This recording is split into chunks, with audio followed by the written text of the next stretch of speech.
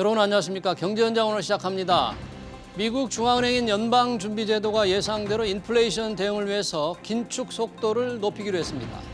돈줄을 잠그는 테이퍼링 규모를 2배로 늘리고 내년에 3차례 정도 금리 인상 가능성을 시사하기도 했는데요. 이것이 미국 경제와 우리 증시에 어떤 영향을 줄지 집중 진단해서 짚어보겠습니다. 유튜브 실시간 댓글 의견 주시면 토론에 반영하겠습니다. 경제현장 오늘입니다.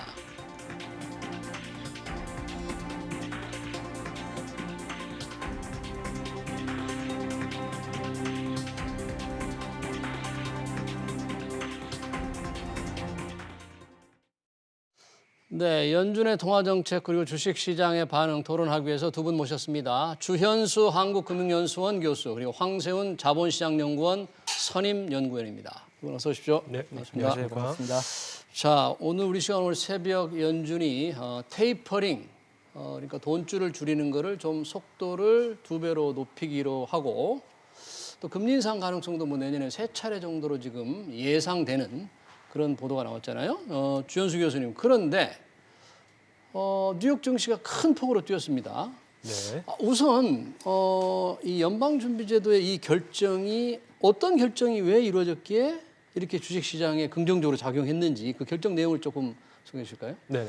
이번에 FOMC에서 이제 발표를 한 거에 따르면은 지난 11월부터 이제 테이퍼링을 시작을 했죠. 그래서 국채 100억 불 이제 매입 규모를 축소하고 그 다음에 MBS 관련해 가지고 50억 불 해서 총 150억 불의 이제 매입 규모를 11월에 축소하고 12월에 축소하겠다까지 이제 지난달에 이야기를 했었죠. 예.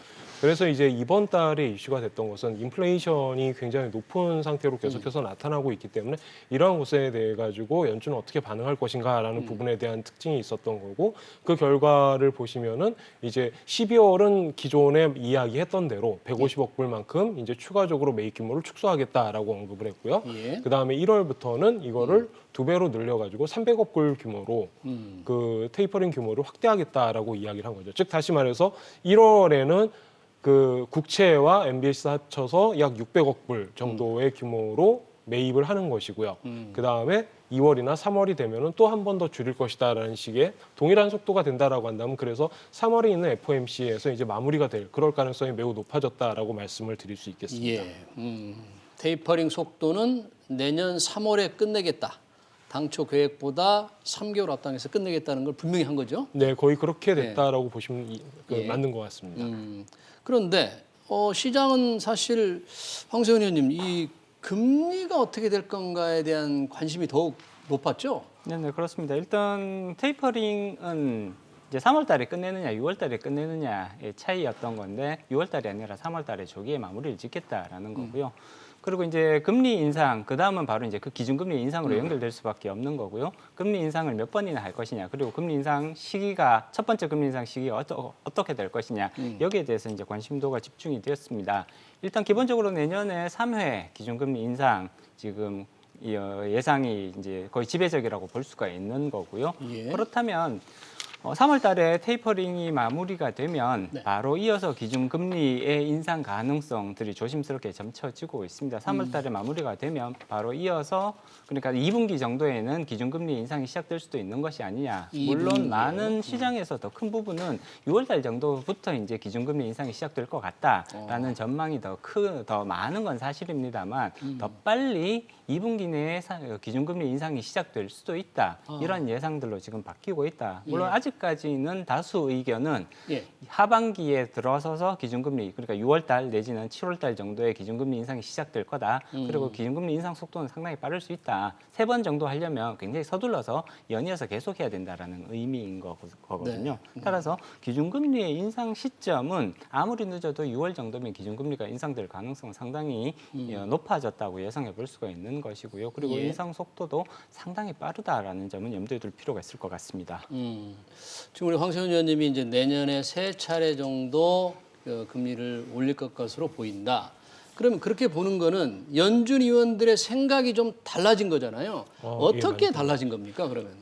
지금 9월에 점도표가 한번 나왔고 12월에 점도표가 나오는데요. 이거를 이제 비교를 해보시면 사실 지난번까지만 하더라도 2022년 말에 금리, 그러니까 기준금리가 얼마가 될 것인가라는 예측을 보게 된다라고 한다면은 뭐 한 번 정도 올리지 않을까 아니면 두 번 정도 올리지 않을까? 지난번에 나왔을 때 이제 제가 말씀드렸던 게 그 연말까지 한 번 정도 올린다라고 한다면은 이것도 굉장히 빠르게 이제 진행이 되는 거다라는 말씀을 드렸었죠. 저 교수님 지금 화면에 나온 게 네. 이제 점도표 그렇죠? 저 연준 의원들이 금리 인상 시점을 언제로 보느냐 하는 건데 그렇죠. 9월이 이제 파란색, 12월 어제 한 게 빨간색이네요. 그렇죠. 왼쪽을 보시면은 지금 자료가 그래도 미디안 그러니까 중간값이 예. 그 인상하지 않을지도 몰라라는 쪽에 지금 많은 점들이 찍혀 있었단 예. 말이죠.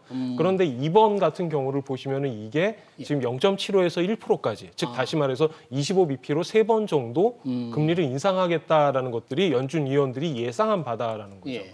그리고 23년 같은 경우를 보시면은 예. 여기에서 3번 정도 더 25bp를 3번 정도 올려가지고 1.5에서 1.75 사이가 중간값이 나오고 있는 거죠. 그래 내년보다 내후년에도 3번 가까이 올릴 수 그렇죠. 있다. 지금 연준 위원들이 전망하고 예. 있는 거는 그렇게 된다라는 의미입니다.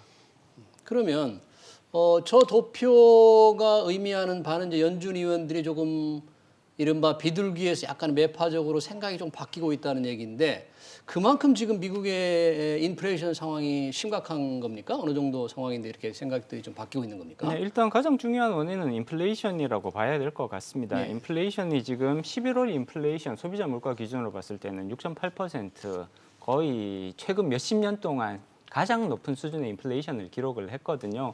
그리고 문제는 이러한 인플레이션이 이제 안정화될 기미보다는 향후 상당 기간 계속해서 이어질 가능성이 더 높게 예상되고 있습니다. 예. 소비자 물가 지수를 살펴보기 전에 네. 소비자 물가 지수에 가장 크게 영향을 미치는 부분이 사실은 생산자 물가 지수라고 볼 수가 있거든요. 예. 11월 생산자 물가 지수를 살펴보면 전년 동월 대비로 봤을 때 무려 9.6% 상승을 했습니다. 2010년부터 이제 이 통계가 작성되기 시작하는데 예. 2010년 통계 작성 이후로 가장 높은 수치를 기록을 하거든요.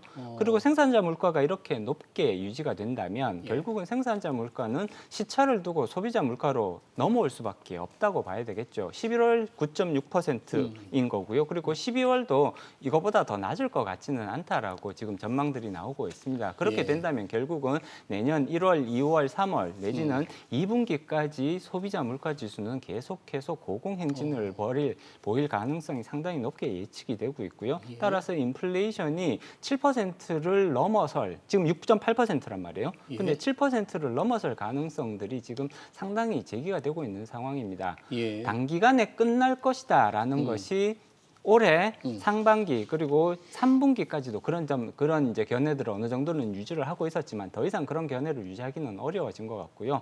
연준의 입장에서도 인플레이션에 대해서 이제는 더 이상 미룰 것이 아니라 적극적으로 대응할 필요성이 있다. 이러한 것이 사실은 테이퍼링을 조기에 종료시키고 네. 그리고 기준금리 인상 속도를 올리게 되는 가장 중요한 동인이라고 볼 수가 있는 것 같습니다. 인플레가 이제 일시적이 아니라 상당히 지속할 같은 그런 걱정이 있고 또 금리를 올리는 데는 인플레와 함께 이게 노동시장, 고용시장이 뭔가 확실하게 좀 안정국에 가까울 때까지는 제로 금리를 유지하겠다 이런 입장을 지속해 왔잖아요. 많이 그런 식으로 이야기를 해왔었죠. 지금 고용시장이 굉장히 좋은 상황인 거죠. 지금 미국 고용시장은 굉장히 좋은 상황입니다. 뭐 예를 들어서 극단적인 수치를 몇 가지 말씀드리면은 예. 예를 들어서 실업률 11월에 4.2%예요. 미국 고용시장에서 실업률 4.2%다라고 한다면 실제적으로는 거의 완전 고용에 도달했다라고 봐야 된다라는 거죠. 보통 우리가 미국 고용시장을 이야기를 할 때 4% 중반 정도 이야기를 하면은 거의 완전 고용이 이루어졌고 그 다음에 나타나는 실업률은 마찰적 실업이다라는 식으로 이야기를 하는 경우가 대부분입니다. 보통 이런 부분들이 이제 광범위하게 그 경제학자들의 지지를 받고 있고요. 예. 그 다음에 이제 또 몇 가지 특징적인 수치들이 있는데 예. 일단 첫 번째로 그 우리가 코로나 이야기를 할 때 가장 많이 이야기를 했던 게 그 이니셜 잡레스 클레임이라고 해가지고 네. 그 신규 실업수당 신청 건수가 있었죠. 예. 이게 이제 기존보다도 낮은 수준, 즉 다시 말해서 코로나가 터지기 이전이 2020년대 초반에 20만 건보다도 낮은 숫자로 나타나기 시작해요. 실업수당 18만 신청한 건. 사람이 이렇게 줄어들고 있다. 그런 그렇죠. 얘기네요. 이게 이런 식으로 많이 줄어들었다라는 예. 점. 좀 생각해 볼 필요가 있고요. 예. 물론 이제 여기에서 한 가지 뭐 반대쪽에서 이야기를 할 때는 경제활동 참여율 같은 경우, 즉 다시 말해서 지금 노동시장에 참여하지 않고 있는 사람들도 있다. 이런 것들이 지금 기존에는 한 63%, 64%대에서 지금 61.8%대로 내려와 있기 때문에 아직까지 더 고용시장에 그 진입할 만한 인구들이 충분히 더 있다라고 이야기를 할 수는 있지만, 그럼에도 불구하고 이 정도 상황이 되었을 때 고용시장에 대해서 논의를 하는 것은 예. 그 중앙은행 입장에서는 굉장히 더 부담되는 이야기라고 할 수가 있죠. 그러면서 인플레이션에 대한 강조를 하기 시작한 것이고요. 예. 그 FRB에서 인플레이션을 얘기를 할 때 그 여러분들 기억하시겠지만 트랜지토리라는 개념 말을 썼었죠, 처음에는. 예. 그래서 이거를 가지고 시장에서 해석을 할 때 몇 개월, 3, 4, 5월 뭐 이런 식으로 얘기를 했다가 이게 아니네. 그러면은 a few quarters라고, 즉 다시 말해서 몇 분기 정도라고 이야기를 했었는데 예. 이번에는 예. 이것이 실제적으로 아직까지 고점에 도달하지도 않았고 내년 상반기 1, 4분기 정도까지는 더 올라가다가 그 이후에 점차적으로 둔화될 것이다라고 이야기를 하고 있다라는 것이죠. 즉 다시 말해서 고용시장 완전히 안정화됐고 예. 인플레이션이 이렇게 올라가고 있다라고 한다면은 중앙은행의 고유의 그 목적인 인플레이션 방지를 위해 가지고 지금 테이퍼링을 적극적으로 활용하겠다라는 식의 그 정확한 그 시그널을 시장에 줬다라고 보실 수 있겠습니다. 네. 그러니까 테이퍼링 속도, 수도꼭지 돈 푸는 걸 잠그는 속도를 2배로 올리고 금리도 3차례나 내년에 올릴 것 같은데, 황세현 의원님, 그런데 주식시장은 이게 정확하게 예상한 겁니까? 아니면은 FRB의 어떤 능력을 믿고 인플레이션을 잘 대처하면서 경제가 조금 숨막히지 않도록 조절 잘하면서 인플레이션도 막을 수 있다, 이런 믿음을 준 겁니까? 어떻게 이렇게 반응을 한 건가요? 일단 시장은 연준의 이러한 정책적 변화를 긍정적으로 판단한다라는 얘기로 해석이 가능하겠죠. 보통은 이제 긴축적으로 완전히 선회를 하겠다라는 소식인 거니까 예. 증시에서는 이게 그러니까 좋은 소식이 되기는 어렵거든요. 그만큼 증시로 유입될 수 있는 자금의 규모가 줄어든다는 것을 의미하는 것이기 때문에 네. 단기적으로 봤을 때는 증시는 악재로 해석하는 경향이 강합니다. 다만 연준의 이런 입장 변화가 사전적으로 충분히 시장에 예고되어 왔던 점, 그래서 시장이 여기에 대해서 그러니까 주가 조정 기간들이 충분히 있었다는 점은 조금 긍정적으로 평가할 수 있는 부분이고요. 시장이 더 크게 불안해했던 점은 연준이 얼마나 매파적 으로 변할까에 대해서 불확실성이 있었단 말이에요. 테이퍼링이 조기 종료될 것이라는 거에 대해서는 어느 정도 그 명확하게 시장이 예측할 수 있는 부분이 있었지만, 내년도에 기준금리를 얼마나 인상할 것이냐, 그리고 후내년도에 또 기준금리를 얼마나 인상을 할 것이냐, 인플레이션이 지금 지나치게 고공행진을 하고 고용 상태도 지금 계속해서 좋으면서 임금 인상들이 결국은 인플레이션에 굉장히 중요한 요소로 여전히 작용을 하고 있단 말이에요. 그러면 이런 것들이 연준의 기준금리 인상 속도 그리고 인상폭을 지나치게 키우지 않을까라는 우려들이 굉장히 강하게 제기가 되었었고요. 이런 것들이 주가를 상당 부분 지난 한 1, 2주 정도 계속해서 주가를 조정하게 만드는 요소로 작용해 왔었는데, 네. 실질적으로 연준이 발표하는 내용들을 살펴보면 시장이 기대했던 것보다 특별히 더 나쁘지는 않았다라는 평가를 내릴 수 있을 것 같습니다. 그렇기 때문에 시장이 이 정도면 충분히 우리가 예상했던 수준과 그렇게 크게 벗어나지 않는다. 그리고 충분히 우리가 흡수할 수 있는 속도, 폭이 될 것이다라는 이제 그런 평가를 내리고 있다, 이렇게 평가를 해볼 수가 있는 것이고요.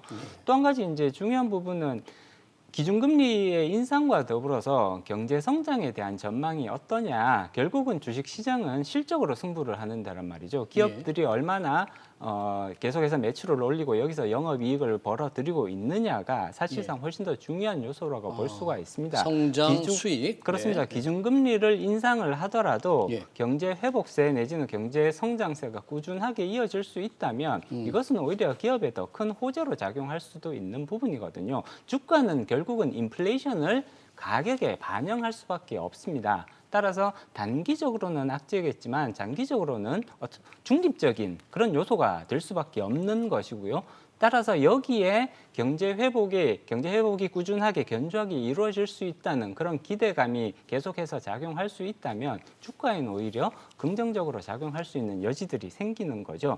지금 시장의 상황을 살펴보면 연준의 그러한 매파적 성향이 시장의 기대와 그렇게 크게 벗어나지는 않는다. 예. 다만 경기는 꾸준하게 회복되고 있고 고용 상태도 계속해서 좋은 그런 숫자들을 보이고 있기 때문에 이런 것은 결국은 내년도에도 경우에도 경기 회복세 내지는 전체적인 거시 경제는 나쁘지 않을 것 같다. 따라서 기업들의 실적도 꾸준할 것 같다라는 이러한 기대감이 더 크게 작용하고 있다고 볼 수가 네. 있는 것입니다. 저는 여튼 뭐 금리를 3번이나 올린다 그래서 증시가 조금 충격을 받을까 했는데 발표되자마자 주가가 올라서 조금 놀랐습니다. 그런데 우리 황 선생님 말씀 들어보니까 비록 인플레 우려는 걱정되지만 경기 회복세가 계속될 것 같고 수익이 괜찮을 것 같다. 혹시 좀 구체적인 전망치 같은 게 있었나요? 내년 경제 성장 이런 거에 대해서? 일단 내년 경제 성장률에 대한 이야기를 지금 뭐 물론 이제 그 점도표와 같이 나오고 있는데요. 예. 실제적으로 지금 21년 자료가 원래는 5.9%의 경제 성장률을 추정을 하고 있었는데 이게 5.5%로 약간 하향 조정됐습니다. 네. 다만 2022년의 미국 실제 경제 성장률 자료는 예. 지금 3.8%에서 4.0%로 약간 상향 조정됐어요. 상향됐어요? 내년 네. 경제 성장률 그렇죠. 전망치가? 예. 물론 뭐 이 경제 성장률이라는 게 전망에 대해서 뭐 얼마나 맞느냐 틀리냐 이런 이야기를 할 수는 있지만 지금 인플레이션 자체가 그 경제 성장에 악영향을 미치는 그런 팩터로 작용하지는 않을 것 같다라는 의견을 제시를 하고 있다라는 얘기죠. 그렇다라고 한다면은 그 이제 두 가지 정도로 생각을 해볼 수가 있는데 첫 번째는 인플레이션이라는 게 결국 의미하는 바는 뭐냐하면 실제적으로 생산자들 입장에서는 생산자가 생산한 제품의 가격이 오른다라는 뜻이죠. 예. 그렇기 때문에 아까 황세훈 박사님께서 말씀하신 기업의 수익성이 오히려 개선되는 효과, 인플레이션이 주가에 반영된다라는 거는 이제 이런 식으로 의미를 생각해 볼 수가 있는 거죠. 그런 측면에서 인플레이션, 우리가 이야기를 할 때 항상 이런 얘기를 하죠. 왜 중앙은행은 2%라는 인플레이션을 타깃으로 할까요? 어느 정도 안정적으로 그 화폐의 가치가 떨어지고 상품의 가격들이 올라가면서 이게 안정적인 경제 성장, 그다음에 추가적으로 내가 돈을 들고 있는 것보다는 돈을 쓰므로써, 돈을 소비를 함으로써 그거에 따른 경제 성장 효과가 나타날 수가 있다라는 그런 예. 부분이 되는 것이죠. 그리고 이제 또 한 가지 재미있는 점을 보시면 어제 이제 시장의 특징은 뭐냐면 빠르게 이제 그 발표가 나고 그 인터뷰를 하고 난 다음에 어떤 현상이 나타나냐면 이제 바로 반전이 됐었죠. 예. 그런데 특징은 뭐냐면 다우존스가 가장 덜 올랐고요. 그 다음에 S&P 500이 더 올랐고, 그 다음에 나스닥이 올랐죠. 나스닥이 더 많이 올랐다. 그렇죠. 나스닥이 제일 많이 올랐죠. 즉 다시 말해서 그 이러한 상태의 불확실성의 해소라는 것. 연준이 우리는 이런 식으로 갈 거야. 3월 이렇게까지 얘기를 해주면 아 오케이 더 이상 추가적으로 불확실성이 나타날 것은 없겠구나라고 판단을 했고 그렇게 된다라고 한다면은 이 페이스 상에서 어떻게 보면은 리스크에 대한 선호가 높아지는 그런 현상이 나타난다라는 거죠.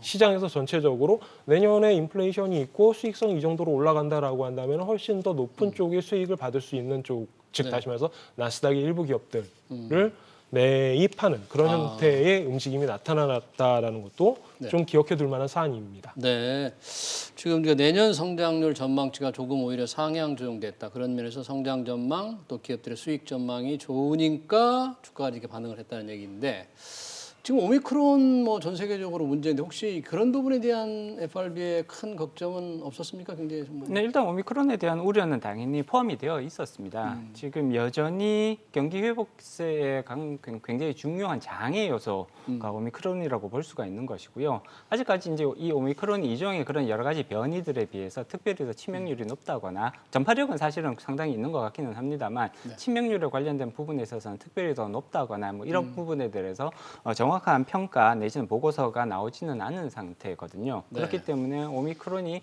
계속해서 확산을 보이고 치명률을 더 높게 가져가게 된다면 결국은 이런 것들은 경제 활동 재개에 있어서 굉장히 중요한 부담 요소로 작용할 수밖에 없는 거고요. 경제 활동 재개를 이렇게 불확실하게 만들면서 미국의 가장 중요한 요소인 소비를 위축시킬 수 있는 그런 요소로 작용할 수가 있습니다. 따라서 연준에서도 이러한 위험성, 불확실성은 충분히 인지를 하고 있다. 그렇기 때문에 이 오미크론이 다시 한번 중요한 변수로 작용할 가능성을 배제하고 있지는 않습니다. 다만 전반적인 스탠스를 살펴보면 오미크론에 대한 불확실성은 인정하더라도 이것이 이전에 여러 가지 델타 변이라부터 시작해서 여러 가지 변이들이 있었잖아요. 이런 이전의 변이들에 비해서 특별히 더 위험성이 높다라고 보기는 어렵지 않을까라는 이러한 가정들을 기본적으로 좀 깔고 있는 것 같습니다. 그래서 여기에 관련된 그런 언급이라든지 이런 코멘트가 상대적으로 그렇게 높은 비중을 차지하고 있다고 보기는 어려울 것 같습니다. 네. 미국 증시는 그렇게 간밤에 뉴욕 증시는 큰 폭으로 올랐는데 우리 증시 오전장에는 조금 오른 듯 하더니 많이 상승폭이 둔화되고 좀 힘이 없어 보여요.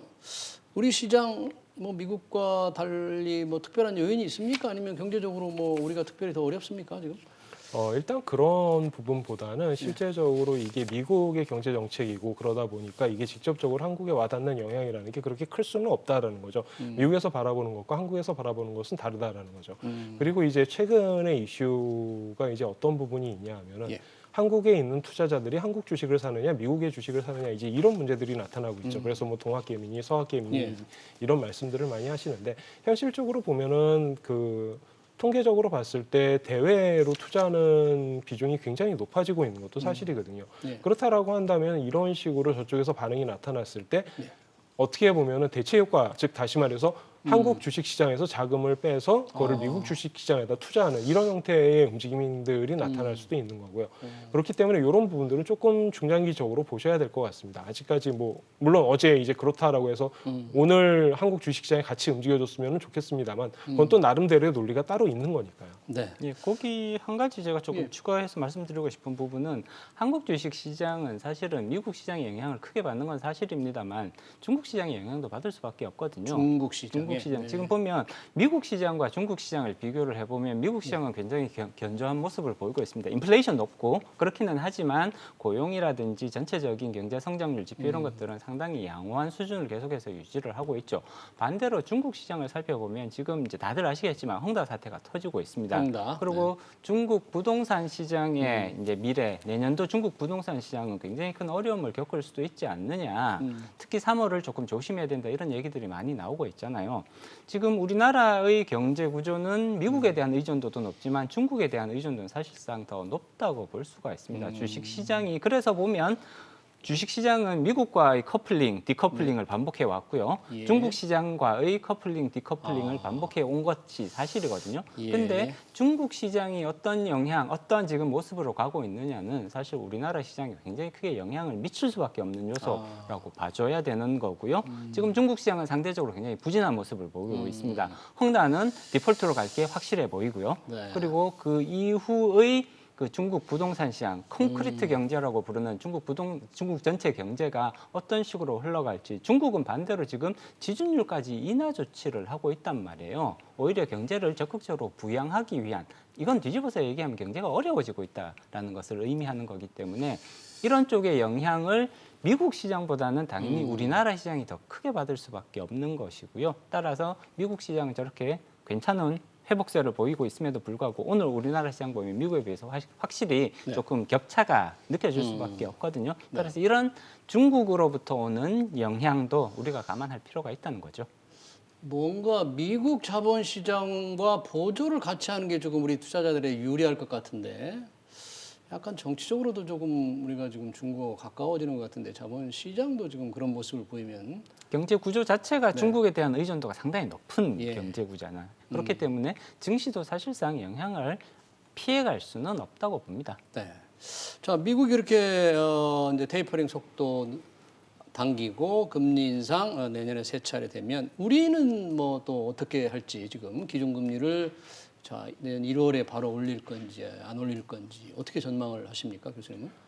지금 이제 얼마 전에 그 의사록이 발표가 됐었죠. 그래서 예. 이제 거기 공개된 거에 따르면은 한 분을 제외하고 다른 분들은 모두 다 이제 금리 인상에 찬성을 했다. 그리고 네. 이 금리를 그대로 유지해야 된다라고 주장하셨던 분이 최근에 인터뷰에서 이제 금리 인상에 대한 논의를 다시 한번 해볼 때가 됐다라고 이야기를 하고 있고요. 그래서 결과적으로 말씀을 드리면은 한국은행은 내년 1월에 통화정책회의에서 아마도 한 번 정도는 더 금리 인상을 할 것이다. 이거는 거의 기정사실화되어 있는 것 같습니다. 예. 오히려 지금 관심사는 이번에는 만장일치가 아니었는데 만장일치로 금리 인상을 할 것이냐. 이제 이런 부분에 대한 이야기가 나오고 있고요. 네. 그다음에 테이퍼링 속도가 빨라졌기 때문에 그거에 사전적으로 대처를 해야 된다라는 측면에서도 어떤 의미로는 그 금리 인상을 한 번 정도 더 하는 것이 바람직할 수도 있겠죠. 그 이후의 상황은 조금 봐야 될 것 같습니다. 이제 한국은행의 그 총재가 이제 그 바뀌어야 임기가 되는 임기가 이제 그렇죠? 만료가 네. 되는 그런 상황이죠. 그래서 그 다음에 이제 어떤 식으로 될 것인지, 네. 그 다음에 이제 정치권의 이슈와 그 맞물려서 이게 조금 지연될 가능성도 있는데 그렇다라고 한다면 어떻게 될까? 뭐 이제 이런 시나리오 분석들이 많이 나오고 있습니다만 지금 거기까지 논의하기는 빠르다고 하더라도 일단 1월에 금리 인상 한 번 더 하고 그 다음에 어떤 추세로 갈지는 좀 더 봐야 될 것 같다라는 게 개인적인 의견입니다. 우리나라도 지금 미국처럼 물가 상황이 지금 굉장히 안 좋은 거잖아요. 고물가가 지금 계속될 수밖에 없는 상황이죠. 그렇습니다. 일단 미국보다는 인플레이션율을 보면 훨씬 더 낮은 편이기는 합니다만 이렇게 그 역사적 그런 이제 이전의 기록들과 살펴보면 당연히 우리나라도 지금 상당히 높은 인플레이션 압력에 시달리고 있다고 볼 수가 있습니다. 그리고 문제는 미국과 유사하게 이 인플레이션 압력이 단기간에 해소될 수 있는 압력은 아니라는 거예요. 그렇기 때문에 우리나라도 내년 1분기까지는 이러한 최소한 1분기 그리고 아마 2분기까지는 이런 인플레이션 압력이 계속해서 지속될 가능성을 높게 예상해 볼 수가 있습니다. 그리고 미국이 지금 기준금리를 올리게 되면 예. 그 영향은 우리나라에 직접적으로 넘어올 수밖에 없다고 봐야 되는 거고요. 사실 우리나라 채권시장, 시장금리가 채권시장에서 결정이 되는데 채권시장에서 외국인 투자자들이 활발하게 참여를 하고 있습니다.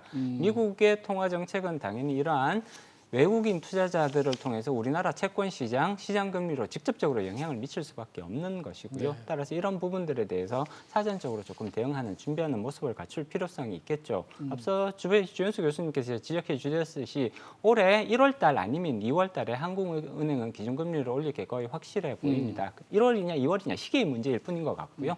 기준금리를 올릴 것은 거의 확실해 보입니다. 다만 하반기로 넘어가면서 기준금리를 몇 번이나 더 올리게 될 것이냐. 미국은 지금 3번 정도의 기준금리 인상을 예고하고 있단 말이에요. 그러면 아마 우리 한국은행도 비슷한 횟수 정도로 기준금리를 인상을 해서 한미 간의 금리 격차가 1% 내외에서 유지되도록 만드는 이러한 노력들을 계속해서 이어갈 가능성이 높지 않을까. 따라서 연내에 한국은행도 추가적인 기준금리 최소 1회, 많으면 2회까지도, 그러니까 1월 내년에요. 아니, 내년 1분기에는 당연히 기준금리가 인상이 있을 거고요. 그거 이외에 추가적으로 1회 내지는 2회 정도는 기본적으로 기준금리 인상이 더 이어질 것으로 예상해 봐야 될 것 같습니다.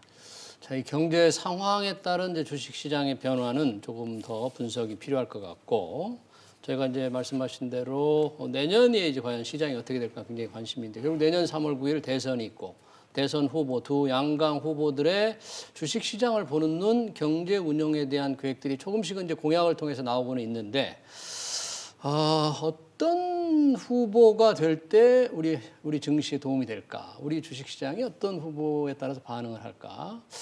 좀 구분이 좀 됩니까, 주 교수님? 어떤 부분이 좀 유리할지? 이거는 이제 원칙적인 답변을 드리면은 누가 되든지 주식시장에 영향을 미치지 말아야 되는 것이죠, 사실은. 말아야 정치적인 이벤트가 사실 그 금융시장에 영향을 준다라는 거는 별로 바람직한 얘기는 아니에요, 사실. 그래서 이제 그런 부분은 있는 거고 이거는 이제 교과서적인 이야기가 되는 거고요. 전체적으로 봤을 때 지금 상황에서 아직까지 뭐 그 대선 공약이라고 해가지고 정확히 나온 것은 없습니다. 지금 몇 가지 나와 있는 거를 얘기를 한다면 뭐 세금과 관련된 이슈들, 뭐 주식 거래와 관련된 이슈들, 그다음에 공매도 관련된 이슈들, 뭐 이제 이런 부분에 대한 그 피상적인 언급들은 조금 나오고 있어요. 그러면서 이제 어떤 분 같은 경우에는 내가 주식시장에서 해봤는데 뭐 이제 이런 식의 이야기들 뭐 이제 이런 정도까지만 나오고 있죠. 그래서 아직 이 부분에 대해서는 조금 더 봐야 될 것 같고요. 지금 아직까지는 이 부분은 좀 뉴트럴하게 생각하시는 게 좋을 것 같습니다. 네, 그러니까 어떤 후보가 되느냐에 관계없이 생각할 필요가 있겠다. 중립적으로. 우리 황소연 의원님은 어떻게 두 분의 뭐 지금까지 나온 어떤 경제 철학에 대한 생각 이런 것들을 보면 어떨 것 같아요? 일단은 기본적으로 주현수 교수님의 의견에 전적으로 동의하는 부분이고요. 지금까지 나온 공약이 지금 그러니까 구체화된 공약으로 나온 건 사실상 아직까지 거의 없다고 평가를 해볼 수가 있습니다. 일단 이러한 방향성으로 내가 정책을 꾸리겠다라는 말씀까지는 하셨지만 이게 실질적인 공약으로서 구체화되는 것은 아직은 없었거든요. 그리고 보통 공약으로 구체화되는 단계에서는 말씀하셨던 내용들과 상당 부분 조금 현실적인 부분들을 반영해서 바뀔 가능성조차도 우리가 충분히 예상을 해야 되는 거란 말이죠. 따라서 아직까지는 조금 이러한 평가를 내리기에는 지나치게 좀 이른 감이 있다라고 봐야 될 것 같고요. 앞서 굉장히 중요한 지적을 주 교수님께서 해주셨는데 이 정치적인 판단이 사실은 이 경제적인 영역에서 크게 그 방향성을 크게 바꾼다거나 왜곡을 시키는 것은 오히려 바람직하지 않다고 평가해 볼 수가 있습니다. 가급적이면 시장에 그러한 힘을 왜곡시키지 않는 방향성으로 사실 정부의 가장 중요한 역할은 이 시장에서 공정한 거래가 이루어질 수 있도록 시장 질서를 잡는 혹시나 모를 그 시장의 실패라는 그런 현상들이 나타나지 않을 수 있게 부작용을 최소화하는 것이 정부의 가장 중요한 역할, 특히 금융시장에 있어서는 가장 중요한 역할이라고 볼 수가 있는 거고요. 네. 이러한 질서를 잡기 위한 그런 기준을 세우고 그런 기준이 지켜지고 있는지를 감시하는 역할은 대단히 중요하다고 볼 수가 있습니다. 그렇지만 그 자체 시장이 어떠한 이제 모습으로 발전을 해나가고 이런 부분에 있어서는 시장의 자체적인 성장 동력을 존중하는 것이 오히려 가장 중요한 부분이라고 볼 수 있습니다. 시장의 자체적인 성장 동력을 중시하는 부분. 또 주가 면에서 보면은 좀 기업의 활력을 높이는 쪽으로 뭔가 정책이 작동이 되면 주식시장이 좀 좋지 않을까요? 그게 좋을 수는 네. 있겠죠. 근데 이제 황세훈 박사님이나 제가 이제 말씀을 드리는 부분은 이런 거죠. 주가 관리하려고 생각하지 마시죠. 뭐 이제 이런 식의 이야기가 되는 거죠. 예. 당연히 제도를 통해서 기업에게 수익성이 높은 어떤 기회들을 창출해 줄 수 있고 그거에 따라서 자본을 조달할 수 있으면 그거는 좋은 이야기다. 거기서 끝. 이렇게 생각해 주시면 좋을 것 같습니다. 네, 잘 알겠습니다. 두 후보 중 누가 시장에 도움을 줄지 좀 지켜봐야 될 것 같네요. 미 연준의 동화정책, 우리 시장의 반응 토론 여기서 마치겠습니다. 지금까지 주연수 한국금융연수원 교수 그리고 황세훈 자본시장연구원 선임연구위원이었습니다. 두 분 고맙습니다.